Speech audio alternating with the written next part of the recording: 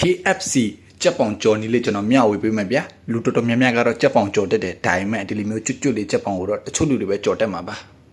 ဝယ်လာတဲ့ကြက်ပေါင်ကိုဓာလေးနဲ့ဒီလိုမျိုးဖြတ်ပေးပါ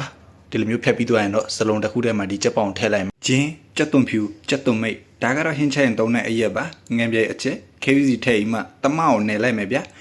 နယ်ပြီးသွားရင်တော့20မိနစ်လောက်နှက်ထားလိုက်မယ်ဒါကတော့ကျွန်တော်ပြင်းနေလို့ကြက်သွန်ကြီးလေးခုတ်နေတာပါကြက်ပေါင်နဲ့အတူစားဖို့ပေါ့20မိနစ်ပြည့်ပြီဆိုတော့စလုံးတစ်ခုထဲမှာအမုတ်ထည့်မယ်ဗျာဒီအမုတ်ကတော့3မျိုးရောဆက်ထားပါတယ်ဂျုံမုတ်အကြုံမုတ်ပြောင်းမှုမုတ်အကြုံမုတ်ကတော့များများပါပါတယ်ဒီလိုမျိုးလေးတစ်ခေါက်နှစ်ခေါက်လူပြီးရေထဲမှာမြုပ်လိုက်မယ်ပြီးရင်3-4ခေါက်5ခေါက်လူပြီးမှတဲဦးထဲမှာစီထည့်ပြီးကြက်ပေါင်ကိုကြော်လိုက်မယ်ဗျာ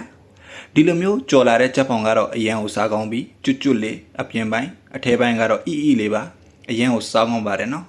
တငယ်ချင်းတို့လည်းအိမ်မှာနေဒီလိုမျိုးကြော်စားကြည့်ပါအရန်ကိုကောင်းပါတယ်ဒီလိုမျိုးဘ ഹു တုတက်ဗီဒီယိုတွေနေ့တိုင်းတင်ဆက်ပေးနေတာဖြစ်တဲ့အတွက်ကြောင့်ကျွန်တော်အကောင့် like မလို့ရသေးရင် like follow မလို့ရသေးရင် follow လုပ်ပေးပါဗျာအားပေးသူများအားလုံးကိုကျေးဇူးပါ